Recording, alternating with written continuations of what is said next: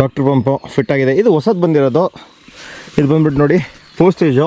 ನಿಮ್ಗೆ ಹೆಡ್ ಬಂದು 96 ಮೀಟರ್ಸ್ ಇದೆ. ಲೀಟರ್ ಪರ್ ಸೆಕೆಂಡ್ ಬಂದು 15.5. ಇಲ್ಲಿ ನೋಡಿ, ಇಲ್ಲಿ ಹೂವು ಆಗಿದೆ. ಇದು ಇದಕ್ಕೆ ನೀರು ಬೇಕೀಗ, ಅದಕ್ಕೆ ಸ್ಟಾರ್ಟ್ ಮಾಡೋಣ. ಸ್ಪ್ರಿಂಕ್ಲರ್ ನೋಡಿ, ಇರಿಗೇಷನ್ ಸ್ಟಾರ್ಟ್ ಆಗಿದೆ. ಇಲ್ಲಿ ನೋಡ್ತಿದ್ದೀರಾ ನೋಡಿ, ಸೂಪರಾಗಿ ಬೀಳ್ತಾ ಇದೆ. ಮೇನ್ ಏನಂತಂದರೆ ವೈಬ್ರೇಷನ್ ಇರಬಾರ್ದು. ಇಲ್ಲಿ ನೋಡಿ, ವೈಬ್ರೇಷನ್ ಟೆಸ್ಟ್ ಮಾಡೋದು ನೋಡಿ. ಇರಿಗೇಷನ್ ಜೊತೆ ನಾವೇನು ಮಾಡ್ತಿದ್ದೀವಿ ಅಂತಂದರೆ ಕಸಿನೂ ಆಗ್ತಾ ಇದೆ. ಇಲ್ಲಿ ಕಸಿ ಮಾಡ್ತಾ ಇದ್ದಾರೆ ನೋಡಿ, ಎಲ್ಲ ಕಸಿ ಮಾಡ್ತಾ ಇದ್ದಾರೆ ಇಲ್ಲಿ. ಗುಡ್ ಮಾರ್ನಿಂಗ್, ಬನ್ನಿ ಇವತ್ತು ಇರಿಗೇಷನ್ ಸ್ಟಾರ್ಟ್ ಮಾಡ್ತಾ ಇದ್ದೀವಿ. ಬನ್ನಿ ಹೋಗ್ಬಿಟ್ಟು ಸ್ಟಾರ್ಟ್ ಮಾಡೋಣ. ಬೆಳಿಗ್ಗೆ ಟೈಮ್ ಬಂದ್ಬಿಟ್ಟು ಈಗ 6:45 ಆಗಿದೆ. ಒಳ್ಳೆ ಕೋಲ್ಡ್ ಬ್ರೀಸ್ ಇದೆ, ಮಾತ್ರ ಒಳ್ಳೆ ಚಿಲ್ಡ್ ಆಗಿದೆ ನೋಡಿ. ಎಲ್ಲ ಫ್ಲವರ್ನ ಬರೋಕ್ಕೆ ಸ್ಟಾರ್ಟ್ ಆಗಿದೆ. ಸ್ಪ್ರಿಂಕ್ಲರ್ ಅಂತ ಇಲ್ಲಿ ಮಾಡಿಲ್ಲ.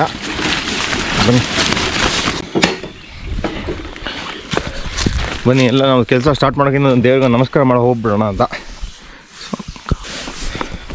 ಬನ್ನಿ, ನಮ್ಮದು ತೋಟದ ದೇವ್ರಿದು, ಒಳ್ಳೇದಾಗಲಿ ಅಂತೆಲ್ಲ ಒಂದು ಆಶೀರ್ವಾದ. ಬನ್ನಿ ಈಗ ಸ್ಟಾರ್ಟ್ ಮಾಡೋಣ ಕೆಲಸ.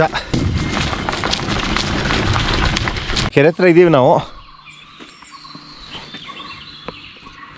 ನೋಡಿದೆ, ಡಾಕ್ಟರ್ ಪಂಪು ಫಿಟ್ ಆಗಿದೆ. ಇದು ಹೊಸದು ಬಂದಿರೋದು.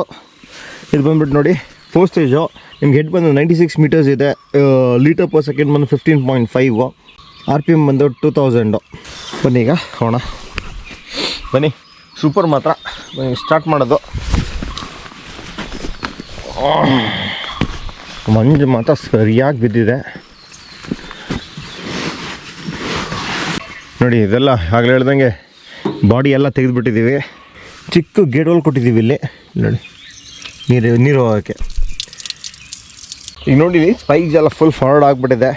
ಇಲ್ಲಿ ನೋಡಿ, ಇಲ್ಲಿ ಹೂವು ಆಗಿದೆ. ಇದು ಇದಕ್ಕೆ ನೀರು ಬೇಕೀಗ, ಅದಕ್ಕೆ ಸ್ಟಾರ್ಟ್ ಮಾಡೋಣ. ಸ್ಪ್ರಿಂಕ್ಲರ್ ಬನ್ನಿ, ಇನ್ನು ಆಲ್ಮೋಸ್ಟ್ ಇನ್ನು ಹೊಡಿತಾನೆ ಇರ್ತೀವಿ. ನೀವು ನೋಡ್ತಾನೆ ಇರ್ತೀರ ಆಲ್ಮೋಸ್ಟ್ ಎಲ್ಲ ರೀಲ್ಸಲ್ಲೂ ವ್ಲಾಗ್ಸಲ್ಲಂತೂ ಇರಿಗೇಷನು.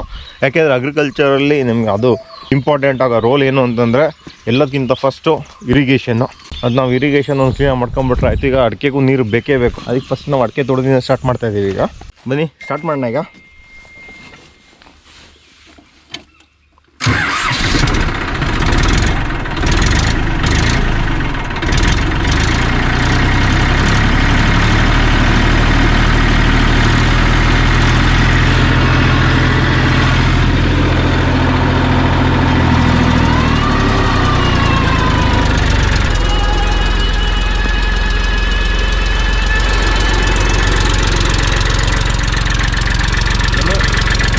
ಇದೆ.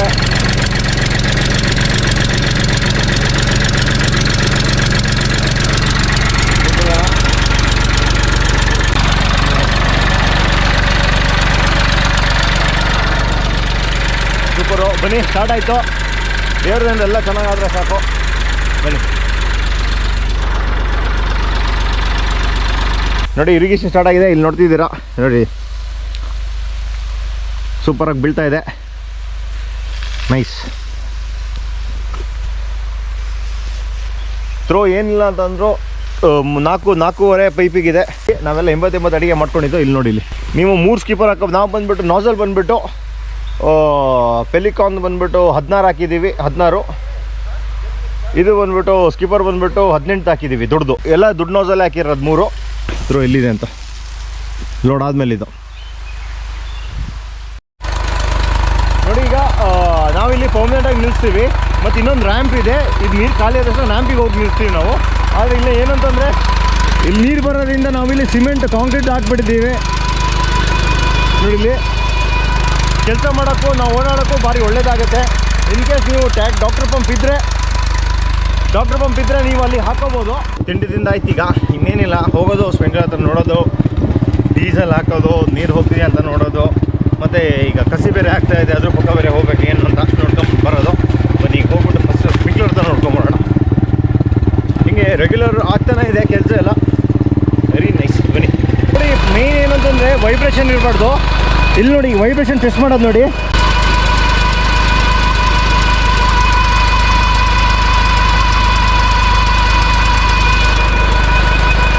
ಹಾಗೆ ವೈಬ್ರೇಷನ್ ಇರಲೇಬಾರ್ದು. ಮತ್ತು ಡಾಕ್ಟರ್ ಬಂದು ನೋಡ್ತಾ ಇರ್ತೀವಿ.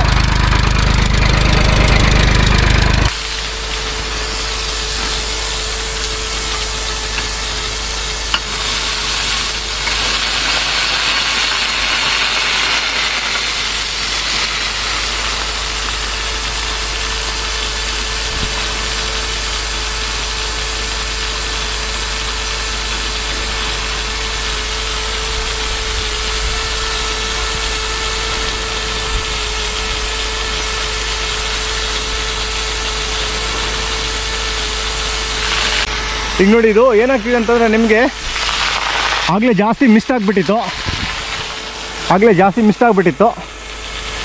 ಅದಕ್ಕೆ ಈಗ ಮಿಸ್ ಅಡ್ಜಸ್ಟ್ ಮಾಡಿದ್ದೀವಿ. ಇದು ನೋಡಿ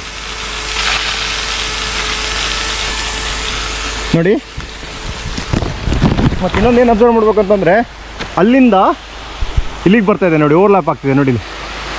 ನಮಗೆ ಬಂದು ನೋಡಿ ಇಲ್ಲಿ ಸ್ಕಿಪ್ಪರ್ ಇರೋದು ಇಲ್ಲಿ ತನಕ ಓವರ್ಲ್ಯಾಪ್ ಆಗುತ್ತೆ. ಸ್ಕಿಪ್ಪರ್ಗಿಂತ ಜಾಸ್ತಿ ಬರ್ತಾಯಿದೆ, 4.5 ಪೈಪಿಗೆ ಬೀಳ್ತಾ ಇದೆ.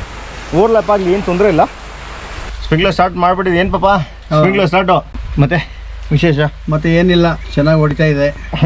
ಹೊಸದು ಇನ್ನೊಂದು ಶಿಫ್ಟ್ ಮಾಡಿಬಿಟ್ಟು ನಿಲ್ಲಿಸ್ಬಿಡೋದು, ಆಮೇಲೆ ಸಾಯಂಕಾಲ ಸ್ಟಾರ್ಟ್ ಮಾಡೋದು. ಸಾಯಂಕಾಲ 3 ಗಂಟೆಯಿಂದ ಸ್ಟಾರ್ಟ್ ಮಾಡೋದು. 3 ಗಂಟೆಯಿಂದ ಒಂದು 2 ಶಿಫ್ಟ್ ಹೊಡೆದ್ರೆ ಹೌದು ಒಂದು 9 ಗಂಟೆ ತನಕ ಆಗುತ್ತೆ. ಹಂಗೆ ನಾವು ಹೇಳೋದು, ನಾವು ಎಷ್ಟು ಚೇಂಜಸ್ ಮಾಡ್ಕೊಂಡ್ಬಂದ್ವಿ ಅಂತಂದರೆ, ಫಸ್ಟ್ ನಾವೆಲ್ಲ ಪೈಪ್ ಒತ್ತು ಅಲ್ಲ ಫಸ್ಟ್ ನಾವು 2012 ಬಂದಾಗ 16 HP ಇಂಜಿನ್ ಇದ್ದಿದ್ದು ನಮ್ಮ. ಹೌದು 16 HP ಇಂಜಿನ್ನು, ಒಂದು ಸ್ಕಿಪ್ಪರು 6 ಲೀಟರ್ ಡೀಸೆಲ್ ಕುಡಿಯೋದು ಗಂಟೆಗೆ, 18 ಲೀಟ್ರ್ ಹೋಗೋದು. ಕೆಲಸ ಸಾಕ್ತಿರಲಿಲ್ಲ ಒಂದು. ಆಮೇಲೆ ಏನು ಮಾಡಿದೆ, ಲೈಟಾಗಿ ಒಂದು 2 ವರ್ಷ ನಮಗೆ ನಾನು ಬಂದು ಕಲಿಬೇಕು, ಒಂದು 2 ವರ್ಷ ತಗೊಳ್ತದೆ ಹೆಂಗೆ ಮಾಡಬೇಕು ಅಂತ. ಆಮೇಲೆ ಏನು ಮಾಡಿದ್ದು, ಫಸ್ಟ್ ಮಾಡಿದ ಕೆಲಸ ಏನು ಅಂತಂದರೆ, ನಾವು ಟ್ಯಾಕ್ಟ್ರ್ ತೊಗೊಂಡಿದ್ದು, ಡಾಕ್ಟರ್ ಪಂಪ್ ತೊಗೊಂಡಿದ್ದು. ಆಮೇಲೆ ಏನು ಮಾಡಿದ್ವಿ, ಪೈಪು ಯಾವುದು ಅಲ್ಯೂಮಿನಿಯಂ ಪೈಪ್ ಎತ್ತುಬಿಟ್ಟು ನಾವೇ ಸ್ಪ್ರಿಂಕ್ಲರ್ ಮಾಡ್ತಿದ್ವಿ, ಎಲ್ಲ ಕಡೆ ಇಟ್ಟು ಮಾಡ್ತಿದ್ವಿ.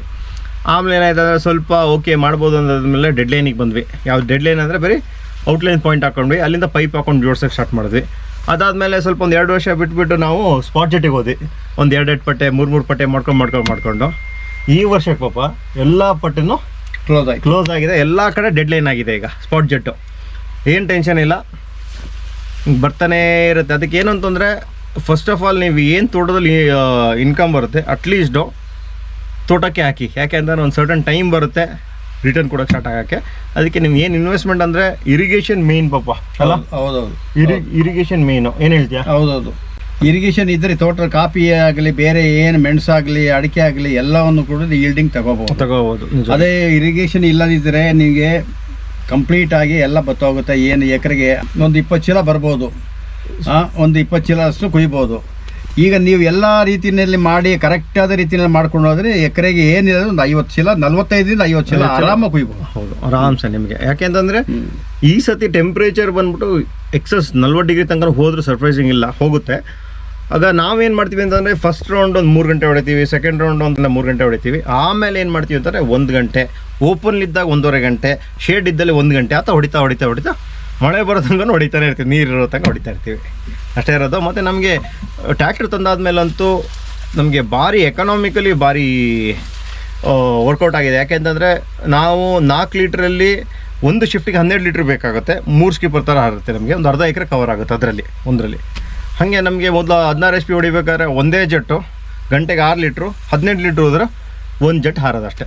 ಟೈಮ್ ಭಾರಿ ವೇಸ್ಟ್ ಆಗೋದಲ್ಲ ಬಾಬಾ? ಹೌದು, ಟೈಮ್ ವೇಸ್ಟ್ ಆಗೋದು. ಒಂದು ಜೆಟ್ಟೆ ಹೊಡ್ಕೊಂಡು ಬರಬೇಕು, 3 ಗಂಟೆ, ದಿವಸಕ್ಕೆ ಒಂದು 2 ಶಿಫ್ಟ್ ಆದರೆ ಆಯಿತು, 2-3 ಶಿಫ್ಟ್ ಮ್ಯಾಕ್ಸಿಮಮ್ ಆದರೆ ಏನಾದರೂ ಆಗೋದು. ಹೌದು.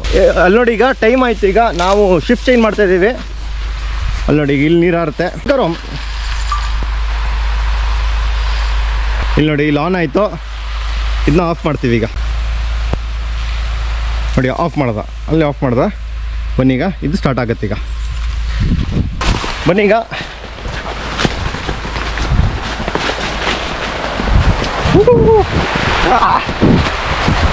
ಬನ್ನಿ, ಇಲ್ಲಿ ನೀವು ನೋಡ್ಬೋದು. ಇದು ನೋಡಿ, ಹಿಂಗೆ ತಿರುಗ್ತಾ ಇದೆ.